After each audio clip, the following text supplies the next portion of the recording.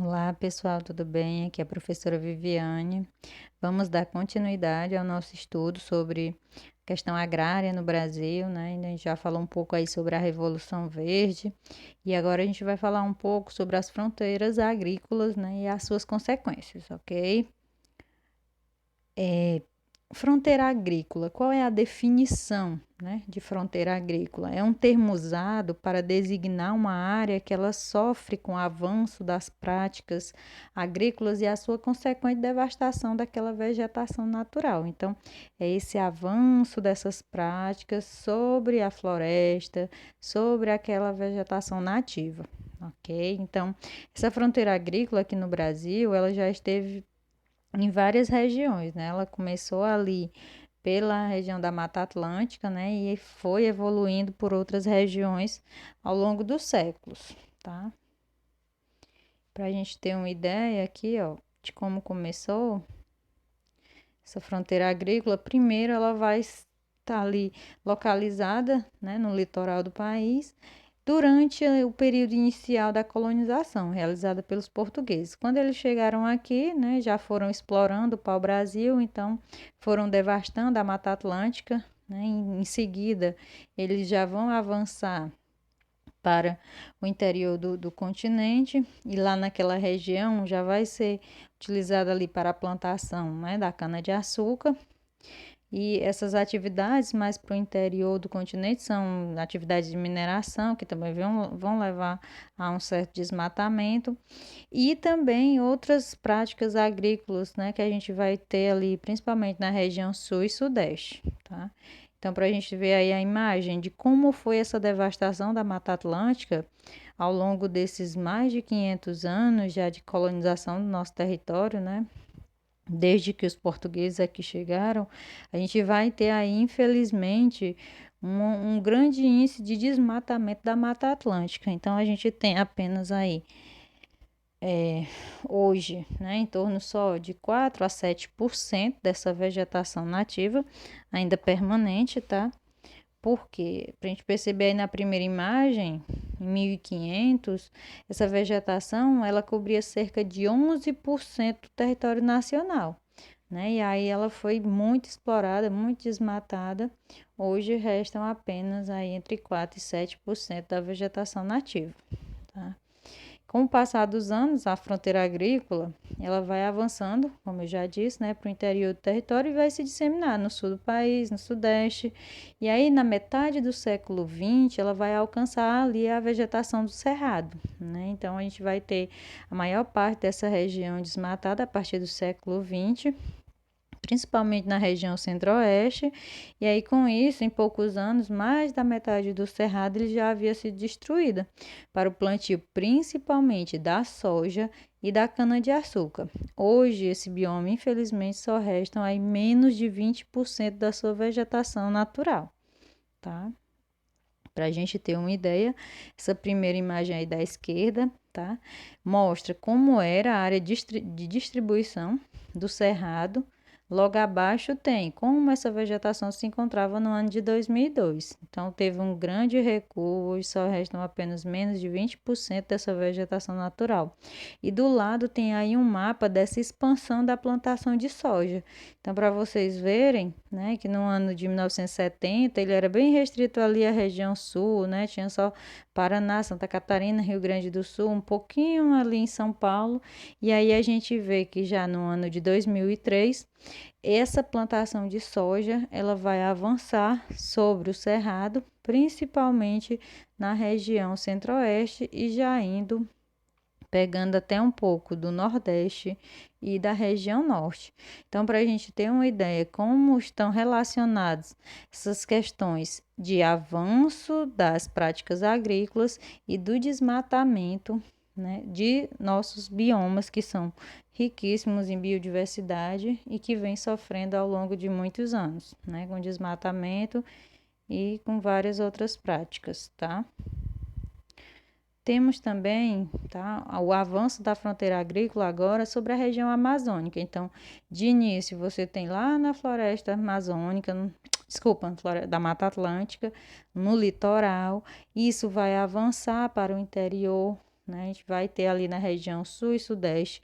Depois ela sobe para o centro-oeste e agora para onde ela vai se expandir? Para a região amazônica. Então, essa fronteira agrícola em expansão é principalmente sobre a floresta amazônica agora, tá certo?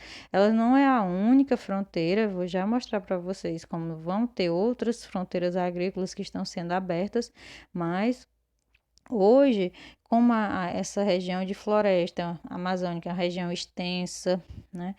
Tem poucos habitantes e poucos também controle de fiscalização do governo sobre a preservação dessa região, acaba sofrendo muito com os processos de invasão, desmatamento. Então, esse processo aí de fronteira agrícola está sobre a região amazônica, ali já no que a gente vai chamar de arco do desmatamento, tá? Por quê? Porque é uma área onde tanto está ocorrendo a expansão das plantações, criação de animais, principalmente a agricultura extensiva, mas também da área de urbanização, tá? Então, essa região aí, que atualmente, né, da floresta amazônica, quais os estados que a gente pode estar destacando? Estado do Pará, o estado também que tem floresta amazônica, tá certo? No Mato Grosso, no Tocantins e no Maranhão, que ali eles fazem parte da chamada Amazônia Legal. Depois tem até uma pesquisada sobre o que é essa Amazônia Legal. A gente vai até falar numa aula extra antes do Enem, tá certo? Mas já dei uma pesquisada. Infelizmente, né, esse avanço, esse ano a gente viu crescentes índices de desmatamentos e de queimadas. Quando vai ser analisado, a maioria deles são em áreas preservadas, que deveriam ser parques, deveriam estar preservados, né? Mas que sofrem com essa invasão. Então, apesar de várias medidas de vigilância, né, do governo dizer que está atuando ali, a gente percebe que todos os dias centenas e milhares de hectares de florestas acabam indo ao chão ou sendo queimadas. E são imagens, né, que retratam um pouco dessa realidade do que está acontecendo lá, tá? Então, é um bioma que, entre todos os que temos aqui, é o mais preservado, mas que já sofreu muito também com essas invasões, né? Já tem mais de 16% aí degradado. Isso nem são dados tão atuais, mas são dados preocupantes, né? Principalmente se desmatamento é para expansão da plantação de soja, algodão, milho, né? Expansão do agronegócio e também a questão da pecuária extensiva. E aí, para vocês verem uma imagem de como é esse arco do desmatamento, como ele está relacionado com essas práticas, né, do agronegócio, onde a gente vê imagens aí, ó, desse avanço tanto da criação bovina, como da plantação de soja, plantação de milho, tá? Plantação de algodão. Então, o destaque aí para a gente ver o sul do estado do Amazonas, também aí a região do Pará, né? Centro-norte do Pará, na parte aí também do extremo norte, né?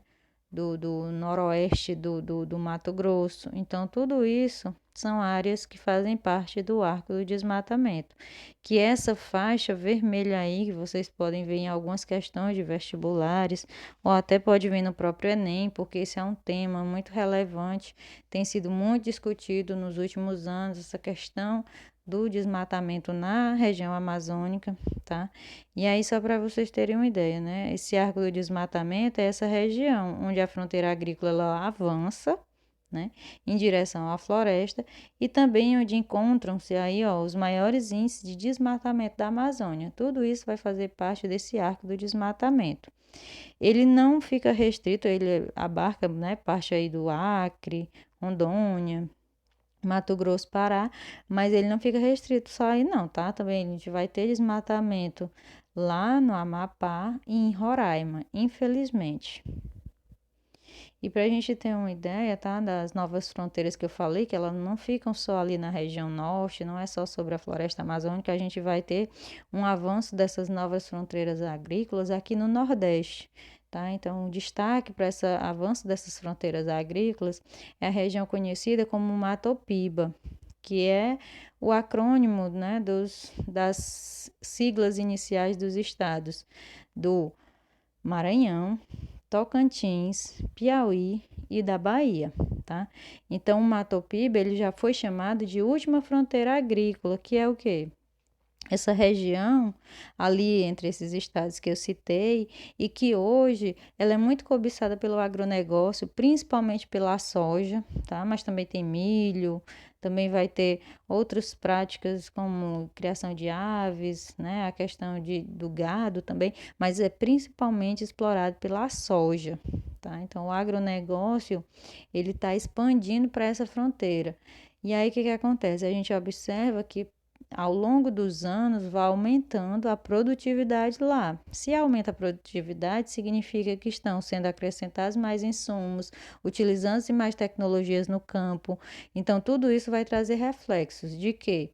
Tanto de impactos ambientais como impactos sociais também, impactos até na saúde das pessoas, porque são utilizados muitos agrotóxicos, o glifosato, que ele é prejudicial à saúde, ele acaba sendo utilizado de maneira assim descontrolada, desordenada, não tem um controle rígido de fiscalização sobre o uso desses materiais, né?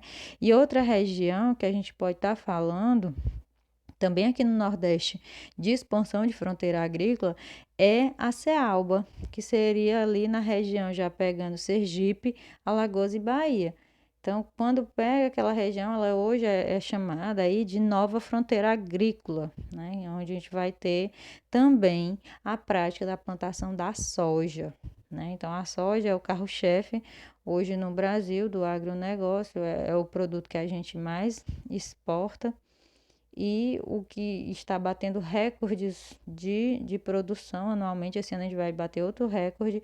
E aí vem quais são as consequências de tudo isso para os biomas, para a sociedade brasileira como um todo, já que como é que bate recorde de produção e a gente vê esse produto cada vez mais caro nos supermercados? Por que essa conta não fecha? Por que esse valor ele não faz reduzir, não faz baixar?